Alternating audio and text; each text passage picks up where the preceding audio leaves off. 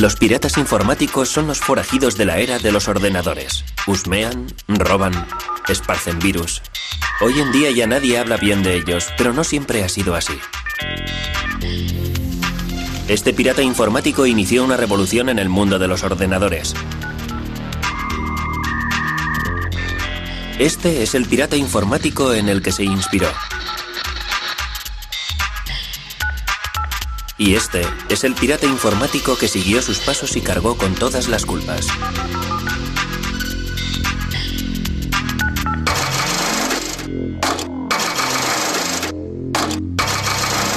Historia secreta de los piratas informáticos. Estos tres rebeldes tecnológicos son los pioneros de la piratería electrónica. Para Steve Wozniak, la piratería informática es algo que tiene que ver con la creatividad. Logramos que la humanidad sufriera un gran cambio con aquellos pequeños ordenadores. Para John Draper, la piratería informática consiste en experimentar. Consiste en desmontar algo para mejorarlo, para conseguir que haga cosas diferentes, cosas más inteligentes. Sí, hola, es Steve. estupendo ¿Qué tal te volver va, a verte? chico? En cuanto a Kevin Mitnick, la piratería informática es una forma de subversión. Se trata de revelar conocimientos prohibidos, de hacer travesuras, de intentar ser más listo que los demás. Se trata de buscar información. Es un reto intelectual.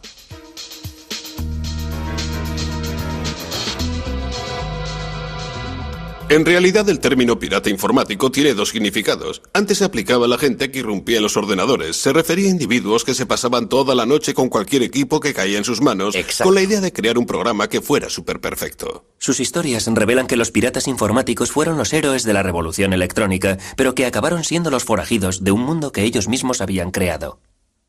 Hola. Hola. ¿Dónde va ese cable? Este cable telefónico va desde la casa hasta el cable grande que está en la parte superior del poste. Creemos que la piratería informática solo tiene que ver con los ordenadores, pero no habría existido sin la red telefónica. En 1970, John Draper acababa de dejar el ejército cuando comenzó a estudiar electrónica y tropezó con un mundo secreto. Todo empezó con una llamada de un sujeto llamado Denny, quien le prometió que le revelaría los secretos de una nueva moda, la manipulación de los teléfonos. Empezó a hablarme sobre la trampa telefónica, le pregunté. ¿En qué consiste la trampa telefónica? Me explicó. Jugamos con los teléfonos. Respondí, sí, ya lo veo. ¿Y qué hacéis con ellos? Me contestó, hemos logrado entender cómo funcionan. Pregunté, ¿puedes hacer llamadas gratis? Replicó, ¿por qué no vienes y lo ves? Fui a su casa y cuando abrió su padre dije, he venido a ver a Denny. Contestó, ven conmigo. Me llevó a su habitación que estaba totalmente a oscuras. Dije, ¿le importa encender la luz? Me respondió, todos son ciegos, no necesitan las luces. Empezamos a charlar y dije, enséñame la manera de hacer una llamada gratis, me interesa mucho. Sabíamos que era ilegal, pero que eso le daba más emoción. Se trataba no de timar a las compañías, sino del reto tecnológico de conseguirlo. En una época en la que las conferencias a lugares distantes eran todo un lujo, los manipuladores de los teléfonos dieron con el modo de hacerlas gratis. Las redes telefónicas estaban controladas por tonos. Introducirse en ellas era fácil si se contaba con el equipo adecuado. Y podía conseguirse totalmente gratis en un paquete de cereales de los utilizados para desayunar. Esto que tengo aquí es el silbato del Capitán Crunch. Si tapas este agujero de aquí así, se convierte en 2600. Y cuando lo hace sonar en el teléfono, el sonido sordo que se escucha lo reconoce e indica que puedes proceder a efectuar la llamada. Armados con un silbato del Capitán Crunch, los manipuladores de teléfonos podían hacerse con el control de las líneas telefónicas en cualquier momento, en cualquier lugar del mundo. Una de las cosas que solíamos hacer era irnos al aeropuerto. Pasábamos por delante de una hilera de teléfonos públicos tocando el silbato. Desconectando así todas las llamadas. En la época en la que las llamadas se realizaban a través de operadoras, la manipulación de los teléfonos no era posible, pero cuando los paneles controlados por personas fueron sustituidos por sistemas mecánicos, los controles entraban en funcionamiento mediante el uso de diferentes sonidos. Para los manipuladores de teléfonos como el Capitán Crunch o Denny, las redes telefónicas eran un enorme terreno de juego tecnológico en el que había cantidad de sonidos y controles que explorar. Han pasado 30 años y se reúnen para recordar sus proezas. Hola, Denny. Hola. Hola. ¿Cuánto tiempo sin vernos? ¿Qué tal te va, John? ¿Qué tal te va? Denny, pasemos a la acción. Tengo que probar mi nueva caja. La regla de oro era que nunca había que manipular los teléfonos desde casa. Si lo hacías, las empresas de telefonía podían seguirte la pista. Mientras estuve con Denny, le recogía en la furgoneta Volkswagen. Vamos, Denny. Y nos íbamos a la zona rural más apartada que éramos capaces de encontrar en el mapa. Nos íbamos hasta allí y en un teléfono público empezábamos a piratear. Una vez que daban con los tonos que controlaban los interruptores, los manipuladores de teléfonos eran capaces de ir saltando de una línea a otra y de pasar de una ciudad a otra. Pero necesitaban algo que mejorase la emisión de los tonos. Ahí es donde entró en juego la experiencia técnica de John Draper, creando un artilugio al que llamaron la caja azul. Lo primero que hice fue crear la caja azul. La caja en sí se puede adquirir en una tienda de radios o en cualquier otro sitio. Es una caja normal y corriente tipo estándar. El teclado creo que lo conseguimos en un basurero o algo parecido. Aquí hay uno. La caja azul no es más que un aparato que emite tonos. Emite un cierto número de tonos que la empresa de telefonía interpretaba como tonos procedentes de sus propios equipos técnicos, aunque éramos nosotros quienes los emitíamos. Se convirtió en la llave del reino. Si, por ejemplo, quería una operadora en Nueva York, pulsaba 121 arranque y eso me ponía en contacto. Su llamada no puede ser atendida. Este es un anuncio grabado. Equipados con una caja azul, realizaron llamadas a todo el mundo, con frecuencia solo con la intención de divertirse, escuchando un mensaje grabado en un idioma desconocido. El hecho de que las empresas de telefonía permitieran que el sistema estuviera montado así era algo que me causaba asombro. No podía creer que resultara todo tan fácil. KP182 inicio. Los patrones de los números eran algo que de verdad me intrigaba. Tenía una gran facilidad de acceso a las empresas de telefonía pese a usar un sistema de acceso muy rudimentario. La tecnología de la caja azul fue el gran éxito de los manipuladores de teléfonos. Su red invisible se extendió y no pasó mucho tiempo antes de que los manipuladores empezaran a mantener contactos secretos a través de las propias líneas telefónicas. La mayoría de nosotros solo hablaba por teléfono por hablar. Solo hablábamos de lo que hablan los jóvenes, de sus amigas y de cosas por el estilo. Hablamos por teléfono con una operadora de California. Creo que los manipuladores de teléfonos solo actúan llevados por las ganas de divertirse. En aquella época, la red telefónica era uno de los sistemas más complejos que había, y que alguien conociera todos sus pormenores no dejaba de ser un descubrimiento importante. Los manipuladores de teléfonos no solo aprendieron a controlar los aspectos mecánicos, se convirtieron también en expertos en la manipulación de los empleados de las compañías, un arte que convinieron en llamar ingeniería social. Denny se hizo todo un experto en la llamada ingeniería social. Consistía en la habilidad de entrar en la empresa telefónica y hablar con su personal haciéndoles creer que trabajabas para su misma empresa de telefonía. ¿Qué tal te va, Ron? Bien, soy Bob. Tenemos que llevar a cabo una prueba de transmisión. ¿Qué tal te va, Ron? Bien, soy Bob, del despacho Alpine de Phoenix, Arizona. Desconectamos el manguito de plomo de la arandela y luego la volvemos a colocar. Podía llamar a la sala de organización, podía decir, les estamos hablando desde Fresno. Hemos detectado que están teniendo un error en la línea interurbana. Podrían decirme cuál es el número de dicha línea y podrían facilitarme el número de identificación y lo hacían. Finalmente, las empresas de telefonía se dieron cuenta de la intrusión. Muchos de nosotros recibimos advertencias varias veces de los agentes especiales de las compañías telefónicas, de los encargados de seguridad de las compañías. Las conferencias de los manipuladores pronto se llenaron de historias sobre investigaciones llevadas a cabo por agentes de las empresas de telefonía, sobre todo por el famoso señor Duffy. El señor Duffy decidió hacer una visita a Bill. La madre de Bill permitió al señor Duffy hacer todo lo que quiso.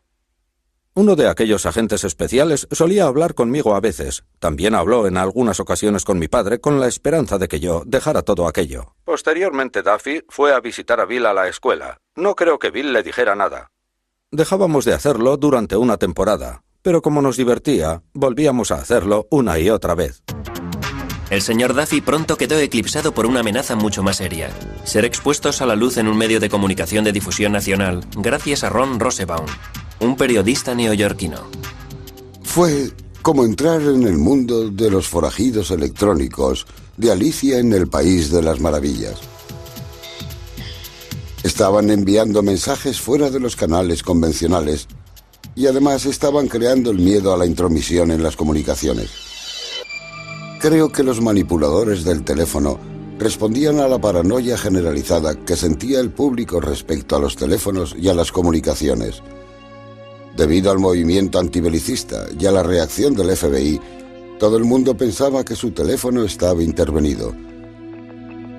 El teléfono fue una especie de foco de paranoia general sobre la intrusión del Estado, sobre la falta de intimidad, sobre toda esa clase de cosas. Rosenbaum logró dar con la pista de Denny y Joe Angresia. Sin embargo, el Capitán Crunch se mostró más esquivo. El Capitán Crunch era uno de los grandes personajes norteamericanos, una especie de superhéroe de fantasía creado en el país. Todos los que fueron entrevistados por Ron Rosenbaum habían mencionado al Capitán Crunch. Por esa razón le llamé y le dije, no nos gustaría que publicara usted ese artículo porque, en serio, no es una buena idea. El Capitán Crunch estaba muy preocupado porque no hacía más que repetirme, haga lo que haga, no quiero que esta información caiga en manos de los radicales. Él tenía la sensación de que aquello podría llegar a paralizar el sistema de telefonía de los Estados Unidos e incluso colocar a los Estados Unidos bajo el yugo nuclear de la Unión Soviética. El artículo de Ron Rosenbaum sobre los manipuladores de teléfonos fue publicado en la revista Esquire en octubre de 1971. Acudí a la biblioteca, leí el artículo y no podía creerlo. Era tan revelador, me dije, oh Dios mío. En aquel momento me di cuenta de que la manipulación telefónica, tal y como yo la había conocido, había muerto. Se lo leí a Denny entero por teléfono. Todo el mundo recibió su llamada. Una de las últimas llamadas que hicimos fue para leer el artículo a todos porque no podían leerlo. No daban crédito a aquello. Les dije, chicos, estáis acabados. No debisteis permitir que aquel tipo hablara con vosotros. No teníais que haberle proporcionado toda esa información. Después del artículo del Esquire, todo el mundo se subió al carro. Hola a todos. ¿De quién es el número 2374059? Mío y de Paul. Después, todas aquellas fuerzas tan poderosas se unieron sobre todo con la idea de robar. En algunos casos no pasó de una especie de vandalismo juvenil, ya saben, del tipo de estoy haciendo algo malo a que es chulo, pero en otros casos hubo afán de lucro. Bueno, en nuestro programa acelerado para cazar a los manipuladores de teléfonos que cada vez tienen más éxito, detectamos que algunos son hombres de negocios, detectives privados, agentes de bolsa, concesionarios de coches. Hasta hemos detectado a algunos que pertenecen al crimen organizado. La reacción afectó a los pioneros de la manipulación telefónica tan duramente como afectó a sus parásitos. Atraparon a los de Los Ángeles, atraparon a los de Seattle, atraparon a los neoyorquinos. Crearon jurados de investigación que lo analizaron todo. Y claro, todos los que atraparon tenían mi número. Y fui declarado responsable de todo a cuenta del artículo. Las autoridades actuaron con mano dura. La posesión de una caja azul podía suponer 2 años de cárcel. El Capitán Crunch fue acusado de un delito federal de fraude a las empresas de telefonía y pasó 4 meses en la cárcel. La manipulación de teléfonos estaba muerta, pero no enterrada. Estaba a punto de estallar una revolución tecnológica a escala mundial, y el Capitán Crunch todavía seguía allí para servir de inspiración a una nueva generación de piratas informáticos. La piratería había nacido como una exploración divertida de las redes de telefonía, pero todo aquello iba a cambiar con la creación del ordenador personal, una revolución tecnológica que los propios piratas informáticos habían inspirado. Un elemento clave en la revolución fue Steve Wozniak, un joven estudiante de ingeniería cuyo mundo había quedado patas arriba tras el artículo del Esquire sobre las cajas azules. Fue el artículo más sorprendente que jamás había leído. Hablaba de ingenieros y técnicos como yo que se habían burlado de las empresas de telefonía y que habían creado redes que nadie pensaba que existían. A Wozniak le entusiasmó tanto el artículo que empezó a montar su propia caja azul. Al principio solo puse algunos de los chips que yo mismo había diseñado en una tabla y empecé a soldar cables. Por esa razón, cuando acabé el montaje de la caja azul, algunos tonos estaban bien y otros mal. Empecé a buscar al Capitán Crunch. Una vez que su tapadera había quedado hecha añicos por el Esquire, John Draper intentó pasar totalmente desapercibido. Todo el mundo decía que John Draper era el Capitán Crunch. Llamé a la emisora de radio y pedí que John Draper me llamara. Me dijeron, no, ha desaparecido de la vista después del artículo del Esquire. Supe que había dado con él. 10 minutos más tarde sonó el teléfono. Exclamé, Dios mío, qué malas noticias. Era él, nos dijo que vendría a Berkeley a reunirse con nosotros en el dormitorio. Tuve la sensación de que el que venía a casa era el mismísimo presidente. Fui allí sin saber realmente qué era lo que estaba pasando. Wolf quiso que le enseñara a utilizar la caja azul. Él acababa de montar una. Me había hecho a la idea de que se trataba de un tío muy ligón y resultón con las chicas, y cuando se presentó en la puerta de alguna manera no coincidía con la idea que me había forjado de él. Dijo, soy el Capitán Crunch. Dije, bien chicos, la verdad, no creo que tenga ganas de hacer esto. Me contestó, está bien. Me sentí todo un héroe. Añadí, me imagino que no pasará nada. Al fin y al cabo, estoy en un dormitorio y será muy difícil que alguien detecte la llamada. Woz me preguntó, ¿podemos telefonear al Papa? Le contesté, pienso que sí. Cogí el número del Vaticano y llamamos preguntando por el Papa. Nos dijeron, el Papa no está disponible en estos momentos. Eran como las 4 de la madrugada. Aquella misma noche empecé a aprender códigos y técnicas de John Draper y de los demás para utilizarlas para hablar con las operadoras, y las semanas siguientes las dediqué a hacer prácticas para ver hasta dónde podía llegar. Creo que estaba un poco asustado con la idea de que me cazaran. Un par de semanas más tarde, el coche de Wozniak sufrió una avería. Por suerte, él y su colega Steve Jobs tenían una caja azul a mano. Decidimos llamar a nuestros amigos de Berkeley con la caja azul para que nos llevaran a casa en coche. Steve realizó la llamada sirviéndose de la caja azul. Cuando contestó la operadora, colgó asustado. Volvió a llamar. Al contestar, la operadora colgó otra vez de lo asustado que estaba. Fue cuando apareció un poli. Estaba en la cabina con una caja azul en las manos. Oh, Dios mío. Seguro que el poli pensó que éramos drogadictos porque yo llevaba el pelo muy largo. Steve me pasó la caja azul y la introduje en el bolsillo de mi abrigo. Me preguntó, ¿qué es esto? Si se pulsaban los botones emitían tonos, por eso contesté, es un sintetizador musical electrónico. El poli le dijo que estaba desafinado. Preguntó, ¿para qué es el botón naranja? ¿Es con el que pirateáis las líneas? Steve le contestó, es para calibrar. El agente preguntó, ¿qué hay que calibrar? Pasé miedo. Supimos que nos habían cogido, nos metieron en el coche patrulla. Los dos polis iban en el asiento delantero y Steve y yo en el de atrás. El poli que iba de copiloto se dio la vuelta. El poli se dio la vuelta hacia Woz y le dijo, un tipo llamado Moog te ha delatado. Era un sintetizador Moog. Mientras Steve Wozniak y el Capitán Crunch andaban enredando con los teléfonos, los despiertos chicos de las empresas del cercano Valle del Silicio estaban consiguiendo grandes avances en la tecnología informática. Sin embargo, a principios de los años 70 los ordenadores eran todavía unas máquinas enormes muy impersonales al servicio de unas empresas enormes muy impersonales. Se empezó con lo de los ordenadores con el fin de descifrar códigos, detectar misiles, crear armas para la guerra. Ese fue en realidad el origen de los ordenadores modernos. Luego fueron apareciendo los que manejaban enormes y complejas bases de datos con fines comerciales. Los ordenadores se consideraban como aparatos que no había que tocar. No se podía entrar donde hubiera un ordenador. Había que mantener las distancias, pero mostrar reverencia y respeto a quienes supieran manejarlos. Pero en aquella época el respeto era un bien bastante escaso. A finales de los años 60 hasta los ingenieros informáticos tenían ya su contracultura. Lo bautizaron piratería informática. Los objetivos prácticos eran secundarios, lo importante era lo que los piratas informáticos denominaban el puro placer de la exploración, un sentimiento que los manipuladores de teléfonos hubieran reconocido como propio. Los manipuladores de los teléfonos estaban aprendiendo cómo utilizar una tecnología, cómo introducirse, cómo utilizar y expandir la tecnología por caminos que en general no estaban al alcance del público. De la misma forma, la piratería informática iba ampliando sus fronteras, iba aprendiendo a explorar los ordenadores para conseguir que hicieran cosas que la gente afirmaba eran incapaces de hacer. Para conseguir sus propósitos, los piratas informáticos necesitaban tener acceso a un ordenador, pero en aquella época no resultaba fácil. En mi primer año en la universidad dije a mi padre, algún día tendré un ordenador Nova 4K. Me contestó, Steve, cuesta tanto como una casa. Le respondí, entonces viviré en un apartamento. Algún día tendré ordenador. Cuando los ordenadores eran todavía unas máquinas crujientes que costaban 5.500 millones de euros, la idea de que alguien tuviera su propio ordenador personal resultaba inconcebible. ¿Por qué iba a querer alguien disponer de su propio ordenador personal? Era ridículo, era como que alguien dispusiera de su propia bomba atómica. La bomba estalló bajo la forma de unos nuevos componentes para montar un equipo que fue llamado Altair 8800. Apareció un artículo en una revista técnica en el que se presentaba el Alter, un equipo que cualquiera era capaz de montar. Entusiasmó tanto a un par de personas de la zona de la bahía que decidieron formar un club, incluso antes de que dichas piezas empezaran a salir al mercado. Se reunieron solo para compartir información. Lo bautizaron Club Informático Casero. Una noche de marzo de 1975 se congregaron 30 personas en un garaje para contemplar aquella extraña caja. Entre ellas se encontraba Steve Wozniak. Dentro de la caja había montada una red que llegó a fascinarles incluso más que la red telefónica.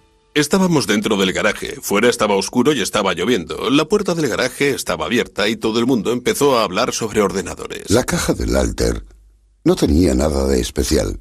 Venía desmontado. Una vez que lo montabas, movías las clavijas y empezaba a funcionar, pensabas, vaya, es bonito de verdad. Pero ¿qué puedo hacer yo con esto?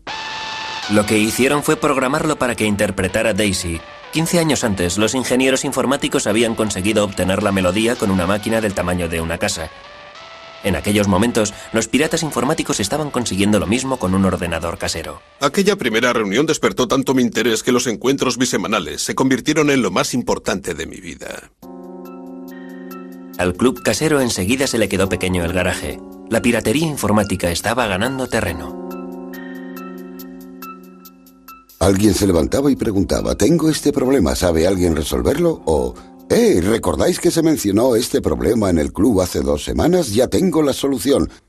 Fue un formidable intercambio de información. En el club me dediqué a pasar esquemas a todo aquel que quisiera hacerse con ellos. Saqué toneladas de fotocopias porque me sentía orgulloso de que vieran mi trabajo. Lee Felsenstein se convirtió en el moderador del club. Lo organizó todo muy bien, respetando el talante de nuestro cometido, que consistía básicamente en compartir toda la información.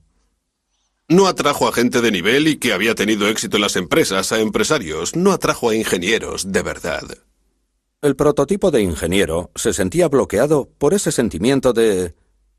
he de contar con permiso para hacer algo que no se ha hecho hasta ahora. Sin embargo, nosotros estábamos allí porque no necesitábamos ningún permiso. Los piratas informáticos se pusieron a trabajar para conseguir lo imposible, la creación de sus propios ordenadores. Sentíamos fascinación por contar en nuestras manos con la tecnología informática, por ser capaces de llegar a controlarla. Cada vez que alguien traía un ordenador al club, lo primero que hacía la gente era ponerse rápidamente a trabajar, a desmontarlo, a aprender todos los trucos y asediar a su creador con trillones de preguntas. ¿Cómo funciona? ¿Qué es eso? ¿Eso va ahí? ¿Qué clase de máquina es esta? Fascinados por la tecnología experimental, a los piratas informáticos no les importaba lo que sus ordenadores fueran capaces de hacer. Nadie tenía una razón práctica para querer poseer un ordenador personal. Siempre se inventaban razones como llevar bien el balance de las cuentas, o guardar unas recetas, o controlar cosas de la casa, pero casi nadie hacía nada de eso. Eso es sentimiento de culpabilidad. ¿Acaso se le pregunta a alguien, está muy bien, pero ¿qué haces con tu tren a escala? Nada, juego con él, disfruto con él, es divertido enredar con él, me divierto experimentando con él. Pero con aquellos experimentos se lograron auténticos avances. Empecé a darle vueltas a las cosas en mi cabeza y creé un pequeño truco que consistía en que si tenía unos pocos datos y los encerraba en un círculo, resultaba, por extraño que parezca, que si los sincronizaba bien, en la pantalla aparecían colores, como si se tratara de una televisión en color. Estoy convencido de que las cosas más importantes con las que contamos hoy día en los ordenadores fueron creadas por ellos. Los miembros del club lograron que los ordenadores hicieran cosas impensables. Crearon juegos y música con ellos, crearon gráficos y programas de dibujo. En el club, la piratería estaba viviendo su época dorada. Steve Wozniak trabajaba día y noche en su garaje con el fin de crear un ordenador perfecto. Yo creo que Woz fue el pirata informático más grande de todos. Era capaz de diseñar hardware, era capaz de diseñar software a partir de un lápiz y papel y hacer que funcionara. Todos los que echaban un vistazo a los circuitos que yo hacía decían, vaya, este individuo no se limita a hacer lo que enseñan ahí fuera. Él era capaz de hacer cosas que los demás no hacían, de establecer conexiones que los demás no hacían. Lo que me gustaba de los piratas informáticos es que tenían una forma distinta, una mejor forma de ver aquel mundo que les permitía establecer todo tipo de conexiones. Los piratas informáticos experimentaban con cualquier hardware o software al que podían tener acceso aunque no fuera suyo. Sin embargo, no todo el mundo tenía la idea de compartir. En 1976, el Club Casero recibió una carta hiriente de otro pionero informático. La mayoría de los aficionados a la informática han de ser conscientes de que se apropian de software que no es suyo. ¿A quién le importa si se paga o no a la gente que trabaja en ello? Lo que hacen es robar.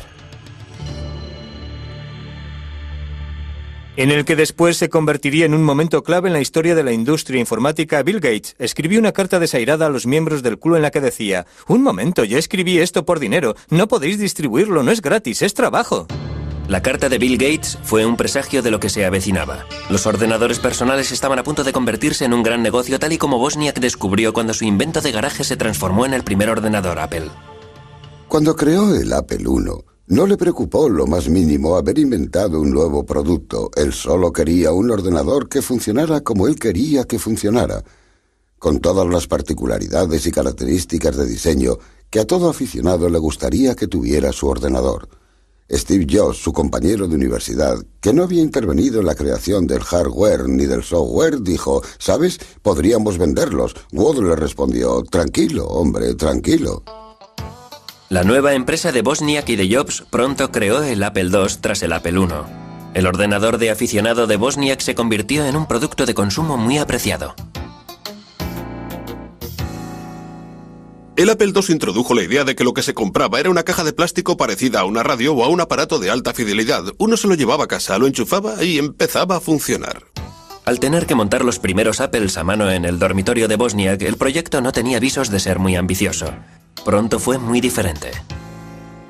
Steve me llamó por teléfono y me dijo: «Adivina, tengo un encargo de 54.000 euros». Solo habíamos puesto unos cientos de euros entre los dos y siempre nos preguntábamos si alguna vez lo recuperaríamos. De pronto me dice que tenemos un encargo de 54.000 euros. Supuso una conmoción enorme. En 1982 las ventas de Apple habían superado los 540 millones de euros anuales. La piratería informática y los negocios no eran compatibles. Los días del club cibernético casero estaban contados.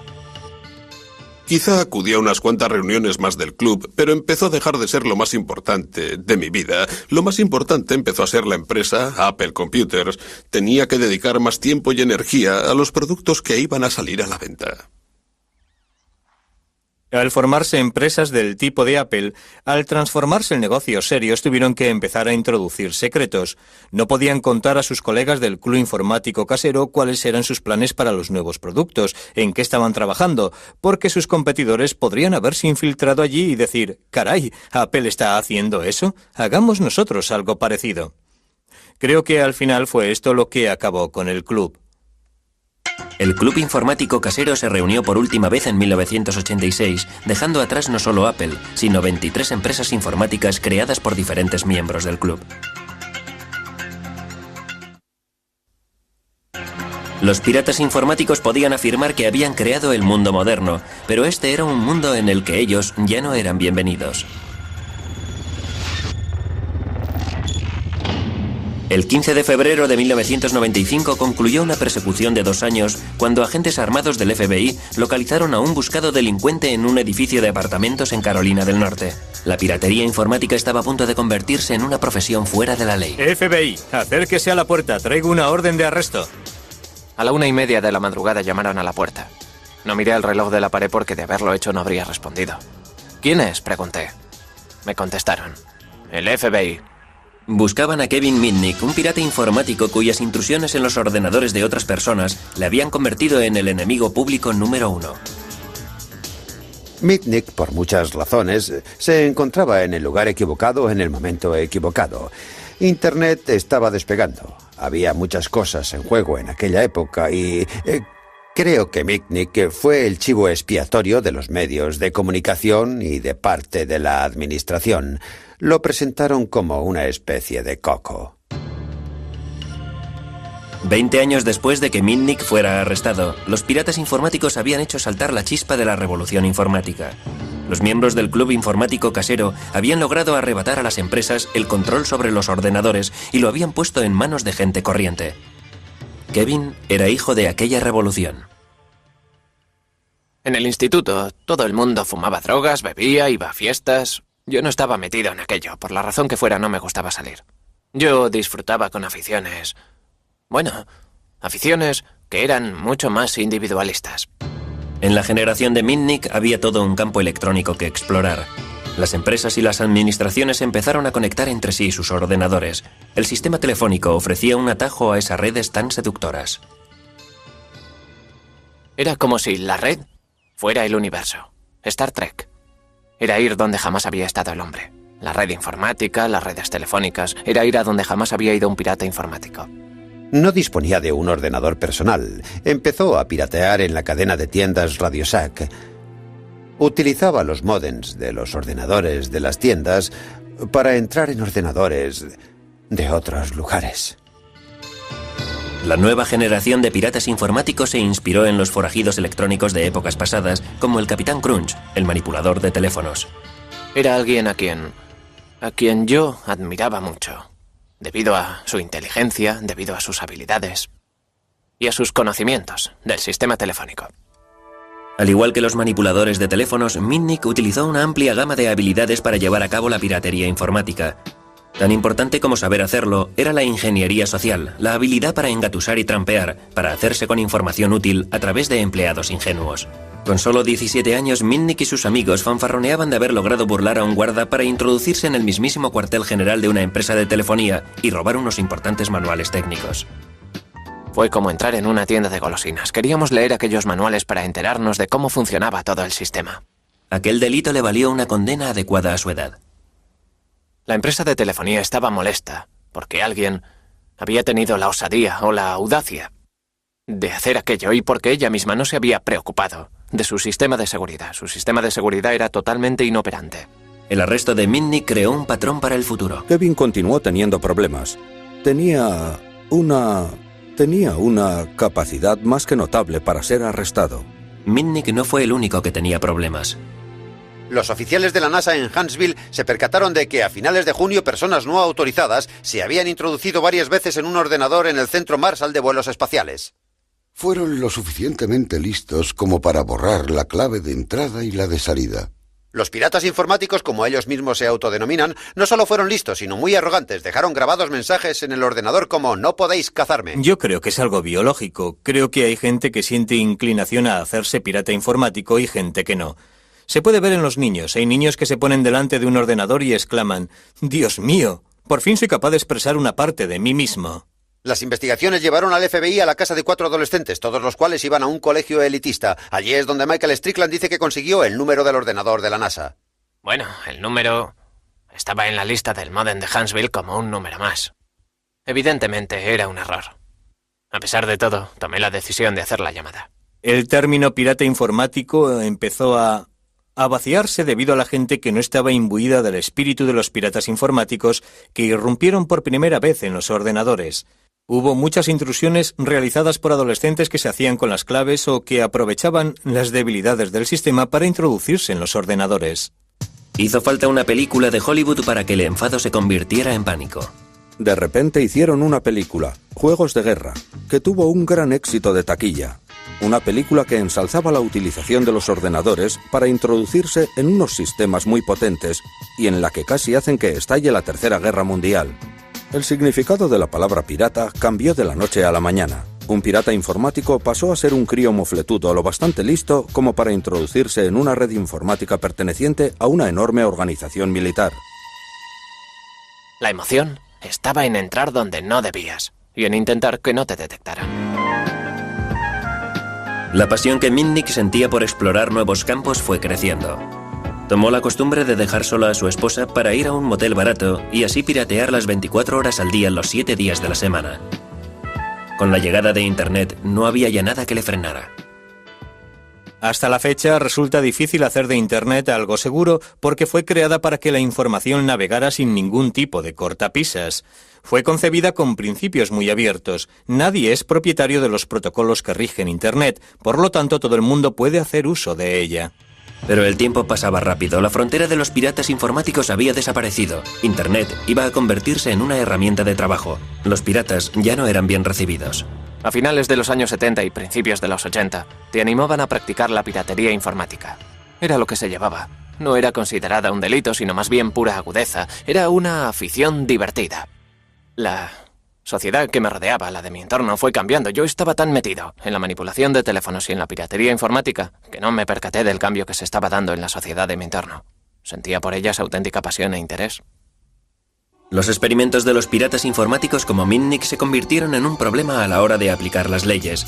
Las cosas habían cambiado. Aquel no era ya el mundo en el que había crecido el club informático casero. La piratería pasó a ser asunto del FBI. Los delitos informáticos se han hecho cada vez más importantes a medida que los ordenadores han ido entrando cada vez más en Internet. Nos llegan muchas más quejas. Era un nuevo tipo de delito. No había ventanas rotas, coches que se daban a la fuga, ni huellas dactilares. Tuvimos que ponernos al día no solo en las nuevas tecnologías, sino que también en las técnicas innovadoras utilizadas por los delincuentes. Pero Mitnick fue eligiendo objetivos cada vez más grandes. En 1988 pirateó la red de DEC, un gigante de la informática, y copió detalles de su software que eran de alto secreto. No pasó mucho tiempo antes de que el FBI fuera a por él.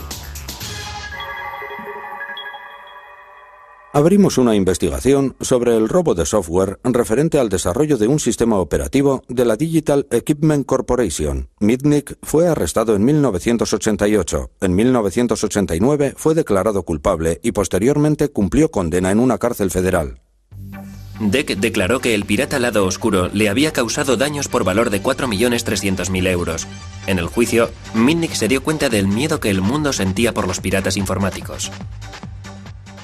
Hubo un fiscal que en el juicio se acercó al juez federal y le dijo: si el señor Mitnick se acerca a uno de los teléfonos que utilizan los reclusos para hacer sus llamadas, sería capaz de iniciar una guerra nuclear. Yo estaba allí sentado ante el juez. No daba crédito, fue ridículo. El juez se contagió en gran medida de la historia del caso y ordenó que fuera aislado en una celda. Me tuvieron aislado en una celda durante 8 meses, basándose en el temor de que fuera capaz de iniciar una guerra nuclear a través de un teléfono. Creo que solo le sacaban de la celda 1 hora al día, y para hacerlo le ponían los grilletes. En 1989, tras un año en la cárcel, Mitnick fue puesto en libertad vigilada y le conminaron a que asistiera a un centro de rehabilitación para que se curara de lo que el juez denominó adicción a la informática. Finalmente fue a vivir al apartamento de su padre, pero era ya un hombre marcado. La empresa de telefonía controlaba las 3 líneas de teléfono que mi padre tenía en su apartamento. Quise averiguar quién estaba detrás de todo aquello y por qué. Averigüé quiénes eran los investigadores en Pacific Bell que habían instalado los equipos. Así que empecé a recoger información. ¿Que cómo recoge una información? Interceptando las comunicaciones. Pude hacerme con la clave de sus buzones de voz, algo parecido a los contestadores automáticos de las casas. Escuchaba los mensajes e intentaba recopilar toda la información que tenían cuando hablaban de mí. El gobierno dijo que aquello era irrumpir en un ordenador. Emitieron una orden de arresto porque había violado mi libertad vigilada. En fin, eso es lo que pasó. Así que aquello me irritó muchísimo y dije: cogedme si podéis. En diciembre de 1992, cuando el FBI fue a detener a Mitnick, este había volado. Se fugó porque no se fiaba del gobierno, no se fiaba del FBI y estaba convencido de que si hablaba con ellos le meterían otra vez en la celda, en una celda de aislamiento. Estaba dispuesto a hacer lo que fuera para no volver de nuevo a aquella celda. Fue toda una aventura. Me fui a otra ciudad, a un hotel, encontré un sitio donde vivir, encontré trabajo en un bufete de abogados y empecé una nueva vida a partir de cero. Pero claro, tuve que reconstruir el pasado. Lo hice sobre mí mismo, inventándome referencias. Creé una nueva identidad en la que así podría apoyarme. Conseguí información completa de todos los que se habían licenciado en Ciencias de la Información. Luego busqué un nombre que me gustara, claro. Y di con el nombre Eric Weiss. Yo ya sabía que Eric Weiss había sido el verdadero nombre de Harry Houdini.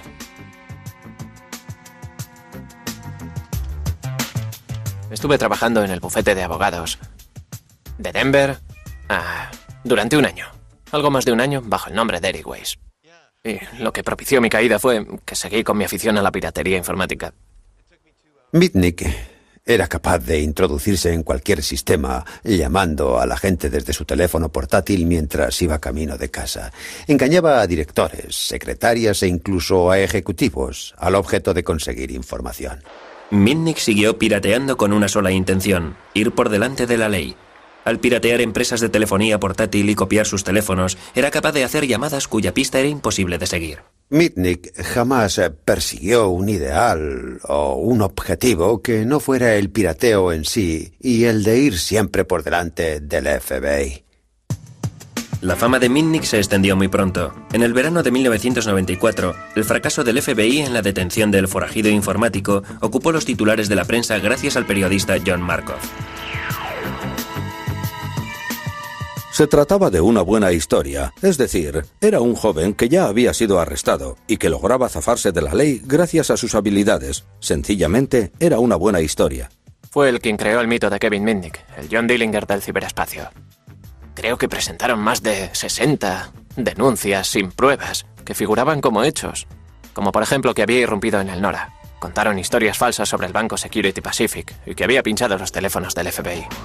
El retrato que Markov hizo de Mitnick caló hondo en el miedo creciente que sentían tanto las empresas como el público en general, que empezaban a acostumbrarse a la idea de una vida enganchada a los cables. Era una época en la que se hablaba de Internet. Estaba apareciendo la web a nivel mundial y la gente pensaba, podemos utilizarlo en el día a día y en los negocios. Si lo vamos a utilizar en los negocios, hemos de asegurarnos que los sistemas sean muy seguros, porque si vamos a mover millones de euros y vamos a disponer de información de clientes o de empresas, no puede ser algo que esté en la red al alcance de cualquiera. Nos interesa que toda esa información esté solo a disposición de la gente para la que queremos que esté disponible. Todo el mundo depende de los ordenadores. Los transportes, los bancos, la bolsa. De alguna forma la informática está presente en todo lo que hacemos. Cuando levantamos el teléfono, también es pura informática. Y solo la gente que no está familiarizada con dicha tecnología piensa que se trata de algo místico, algo mágico, y que ese tipo del que hablan es el enemigo público número 1 porque es capaz de manipular las cosas y cargárselo todo. Cuando por fin el FBI detuvo al enemigo público número 1, este residía en Carolina del Norte bajo el seudónimo de Tom Case. FBI, acérquese a la puerta, traigo una orden de arresto. ¡Se han equivocado de hombre! ¡Compruebe el buzón en el piso de abajo! Inmediatamente me puse al teléfono.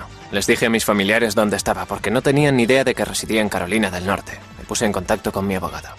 ¡Un momento! Le conté que tenía al FBI en la puerta. Y acabé abriendo la puerta, solo un poco, para mirar. ¿Quiénes son ustedes? Inmediatamente empujaron la puerta y preguntaron, ¿es usted Kevin Mitnick? Respondí no, y dije, ¿me llamo Tom Case? ¿Por qué han irrumpido ustedes en mi casa? ¿Acaso no comprueban los buzones antes de importunar a alguien? Hice el papel de ingenuo y de que estaba enfadado. ¿Traen una orden de registro? La tenemos si es usted Kevin Mitnick. Dije, ya, pero no soy Mitnick. ¿Dónde está la orden? Y me dijeron, queremos llevarle al cuartel general del FBI para comprobar sus huellas dactilares y ver si realmente es usted o no Kevin Mitnick. De acuerdo, dije, por supuesto. Y añadí, deme su tarjeta, dígame a qué hora quiere que me presente mañana y allí estaré. Me dijeron, no, tenemos que llevarle ahora mismo, no tenemos ningún interés en que esto se retrase. Arrestadle, ponedle las esposas. Y así me arrestaron. Mitnick volvió a estar entre rejas. En aquella ocasión se enfrentaba a 25 cargos por fraude telefónico e informático. El caso era tan complejo que Mitnick se pasó 4 años y medio en una celda antes de ser llevado a juicio. Estuvo retenido en una cárcel del condado. Le golpearon, le hicieron un montón de cosas para que se enterara de que el gobierno estaba dispuesto a aplicar mano dura. La administración le dejó bien claro que podía ser acusado en distintas jurisdicciones, que podría enfrentarse a juicios múltiples.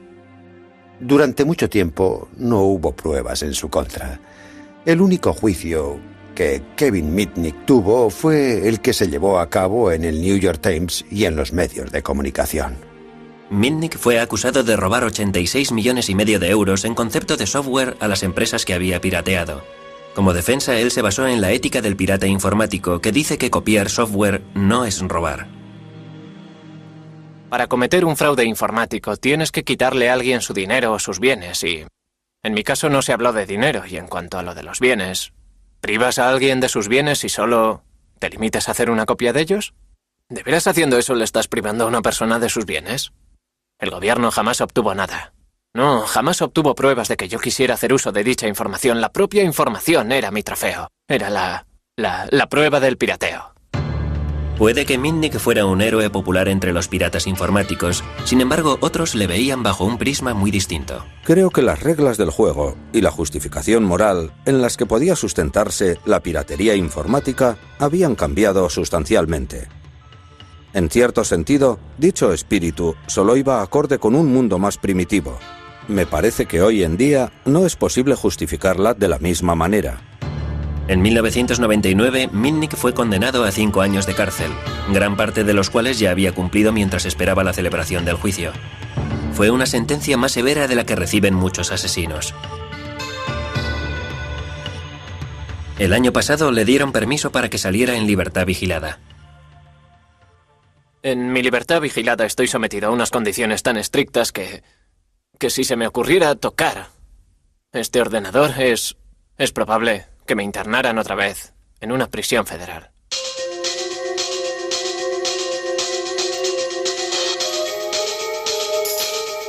Puede que a Mitnick le hayan prohibido que toque un ordenador. Sin embargo, le está permitido reunirse con sus héroes, los piratas informáticos, el Capitán Crunch y Steve Wozniak.